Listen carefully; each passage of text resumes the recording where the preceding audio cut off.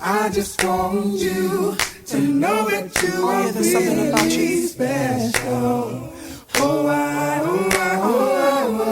Special Sundays radio show. I am your host, Miss Special, here with Nitty Scott, MC. Oh my goodness, we finally made it happen. Did the phone interview almost a year ago. Now we are live in the flesh in the Bronx, ready to do the damn thing. How are you today? I'm chilling, excited to be here, rocking in the boogie down for the first time, actually. Nice. Yeah, I've never performed in the Bronx yet, so looking forward to that. It's a really dope pop-up shop, too. Like, I love the stuff that I'm seeing. They got, like, door knockers and nail art and all this really dope stuff. So I'm just glad to be here. Shout out to Circa 95 for making me a part of it. Exactly. My first time in the Bronx, got lost, walking around. It's all good. We are out here. So we got to talk about all the stuff that you've been doing lately. First, the Tell Somebody video. You were like a street performer. What was that like for you? That was awesome. I remember actually discussing the concept and, just being like, yo, it's like being an independent artist working with a certain budget and, being limited, it kind of it forces you to be creative, and find something to do that's still dope, that's within your means. So I remember just, brainstorming, being like, hey, let's just like go out in the world and rap with your boombox and tape, film real reactions, so all those reactions, they're not really based on having any extras or anybody there, to convey anything. It was just getting everybody from the people who are like, who the hell is this, to the people who are very interested, to people who are automatic fans. I just think it was really dope to just capture real life, and that's what we're all about, and I think it really helped to continue to send that organic message that we're all about. So that was a Tell Somebody video. So dope. And then you've lived in New York for a while, so what are some of the best street performers that you've seen? The best street performers? Well, I'm always on the car, on the train that the street performer is on. Like, it's just my luck. I always am. So it's like here you get a little bit of everything. I love this one lady. She's usually like in Times Square and she sings ballads. Like, she just sings ballads, but they're all like her own kind of take on them. And she does like the classic, like Mariah Carey and Celine Dion and Whitney Houston, and but she just does it in her own like crazy way. So that lady's dope. I don't even know her name, but drum players. There's this one group that's always like playing the drums and stuff, but they like, it's kind of like that. Oh my gosh, I'm trying to think of Stomp. I think it was called, that show where they use like actual everyday items or whatever. There's a group on the train that's always doing that. So it's like, it's just awesome. You see a little bit of everything, and I'm big fans of the street performers. I have a lot of respect for them. Yeah, it's hard out here. It is. And then the Auntie Maria's Crib remix with Action Bronson and the Kid Daytona. Why did you choose them? That was a New York thing more than anything else. I'm like, I'm representing Brooklyn. I'm via Brooklyn. Bronson is Killer Queens all day, and Daytona represents the boogie down. So, they're both artists that I am huge fans of, that are my homies as well, that represent that new wave, that new generation of spitters that are coming out with their own, kind of modern day style. So, I think we're all dope individually. So to just put all of that on a track, I think it was just too swaggy, like, what I'm saying? It was awesome and very well received. So shout out to Bronson and Daytona for being a part of that. Were you guys in the studio together, or was it the digital file sharing thing? Actually I was with Tona, and then Bronson, we had to do, a little digital thing because he's on the road and stuff a lot. But I definitely love how that joint came together. Yeah, smooth. And then you're on the Style Speed track, How I Fly remix. What was the story behind that? All kinds of crazy people on that one. Yeah, that's actually Avery Storm and Currency are on that joint, and actually that was just something that kind of fell into my lap as far as Styles wanting to drop the joint on 420. I remember like that was the whole thing, like, yo, they're dropping this weed day joint or whatever, and the verse was just available, what I'm saying? So they reached out, and I was like, yo, I can knock that out tonight, what I'm saying? It was the thing about like, you gotta write it, record it, and get it back to us so that we can do it the following day, so we can drop it the next day. So I definitely knocked it out, made it happen. Weed is the easiest thing to fucking talk about. That's my life. So knocked that out, and it dropped the next day. So it was a great look. Everybody loved it, and it goes along with the whole what I'm about. What I'm saying? I smoke weed, do what I do. So shout out to the ghosts.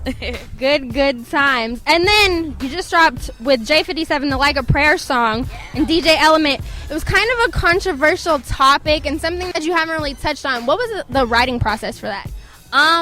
That record was very personal for me. I had to set aside the controversial nature of the subject matter, because at first I think I was being very careful when I was writing it, because I didn't want to like piss anyone off or insinuate anything, really. So at first I was kind of writing like around the topic, and then I just said, you know what, this is my truth. You know what I'm saying? This is my perspective and what I deal with spiritually, and I think that everybody can relate. So when I kind of separated myself from, okay, we're going to talk about religion and that's heavy, I was just like, let me just talk about my personal experience with it, and I think that translated very well, and J57 definitely gave me a dope space to do that. When I first heard that joint, I don't think anybody expected me to come up with that, like it's a real hardcore beat and everything, so it's like I could have easily done some like bragado kind of thing, but I wanted to take the opportunity to take this hardcore beat and do something a little bit more conceptual. So, you know what I'm saying? It came out really dope, and I really felt like I got something off of my chest and got something like out of my soul by putting that out, and I think a lot of people can relate to it. So yeah, good stuff. Then when you were in Florida, you performed some song, we're gonna call it "I'ma Keep It Hot." Is that going to be on the Boombox Diaries Volume 1? Yes, it is. I rocked that one, because it was special for the show. I was loving the energy, you know what I'm saying? I was home in my hometown, so I was like, let me do something new. And that is actually an unreleased joint produced by Illmind that will be on the Boombox Diaries Volume 1. So they can expect that very soon, visuals and everything to go along with it. And I think it's a definite banger, so yeah. Whoop, whoop. Now we get to talk about the Boombox Diaries Volume 1. You talk about how like you're constantly documenting your growth and making it more personal. What does that mean to you for this EP? This EP is everything. This EP, I tell people all the time, I've been waiting to put out this project my entire life. Despite the fact that I put out mixtapes and music and everything, having one cohesive project that has a concept that's beyond check me out, I got skills, you know what I'm saying? And I think that's what everything was about up until this point. I've shown that I have substance, but it has been very skills based, and it's like I just wanted to be accepted within the hip hop community as a spitter. But now I think people want to get to know the girl behind the bars. I think they want to know, where I'm coming from and who I am and who I'm not, you know what I'm saying? So I wanted to really give my fans an opportunity to get more personal with me, to be more intimate, and even for myself as an artist, I personally get tired of rapping about how dope I am. You know what I'm saying? Like, it's just, I get the nature of it and everything, and I understand why it's necessary, but I tell Jules, my manager, all the time, like, I am so tired of just talking about my dope raps. Like, I just want to, just really, really elevate and become even more conceptual, you know what I'm saying, and continue to grow with my music. So I think that's what the EP is giving me an opportunity to do. Definitely opening up and showing people what I'm capable of as far as records go, you know what I'm saying? They don't have to all be these, beast mode freestyles, you know what I'm saying? I can come up with dope concepts and dope records, and I think they're going to hear that on the EP. You talked about how you're formulating your own sound. What does the Nitty Scott sound like? For right now, I'm just going to call it street soul.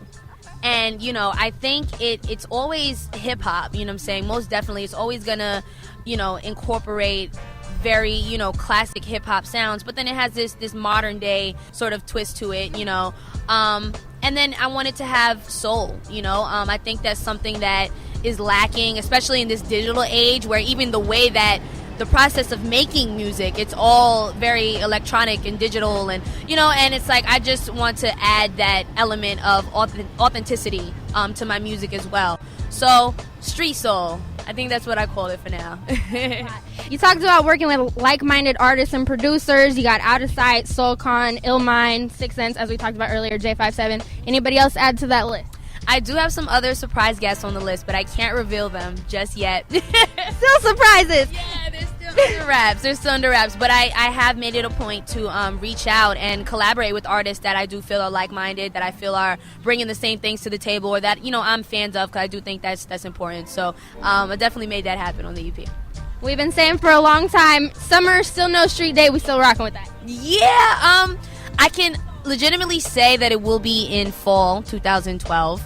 And we're going to narrow down a street date very soon that will be announced, via the big press release and all that good stuff. But they can expect the Boombox Diaries to drop very soon. See, I hate pressuring you about it, but the people want to know, so I gotta ask. Yeah, no, I know everybody wants to know. I can't wait to actually have something to, talk about all the time. So They got a lot to listen to, though. I try to keep them happy. You know what I'm saying? I try to always stay visible and always give them new stuff, in the process. And as long as they know that it's all about quality, you know what I'm saying? And even as an artist, I continue to improve. The way that the level that I'm writing on today isn't the level that I was writing on 6 months ago. So it's like, as this EP comes together, it's like I continue to get better and I want to readdress it and do all this thing, but it's only because I want to give them the best project possible. So I think the Boombox family could dig it. And then you met Large Professor the other day at a show. What was that like? Oh my God, that was amazing. I was telling Jules too, I cannot believe I was sitting right next to him, thinking about, all the careers that, he's had a big hand in. And, I kind of in my mind, went back to my entire journey from Florida, from saying, okay, I think I want to spit, all the way up until sitting next to Large Pro, you know what I'm saying, at my show. It was just kind of crazy how everything comes together. So I'm a huge fan, and I was really glad that he was in a crowd that day. He seemed to enjoy my performance, so that was awesome. There's nothing like getting that salute, you know what I'm saying, from somebody that you really, really respect. So that was amazing, and I think we might have something to work for you guys. Crazy. And then the Royal Arena Festival, August 17th and 18th in Switzerland. Super dope lineup. Congratulations. Who are you excited to see? Because, man. Oh, God. Okay, well, the headliner is Busta Rhymes. So Busta Rhymes, he is one of the greatest performers of all time. Yes, he has hits. He turns it up. He has that catalog and he brings that crazy energy. I saw him at the Brooklyn Hip Hop Festival, so now it's dope to actually be sharing the lineup with him because he was a guest last time. So Busta, Ice Cube, Elzai's rockin'. It's a pretty dope lineup, and I'm just so glad to be a part of it. I love Europe, I went out there this past February, and it's just something that really never left me the same. I cannot wait to rock out. I hope I can get on a tour out there, to be honest, because Europe, they love the culture, they embrace it so much, and I have nothing but good times out there, so I'm looking forward to it, definitely. My first Nitty Scott MC show is tonight, so I'm so excited for that. Y'all have a special Sunday. Stay special. For Special Sundays radio show every Sunday 2 to 4 p.m. Pacific Standard Time and everything special, check out specialsundays.com.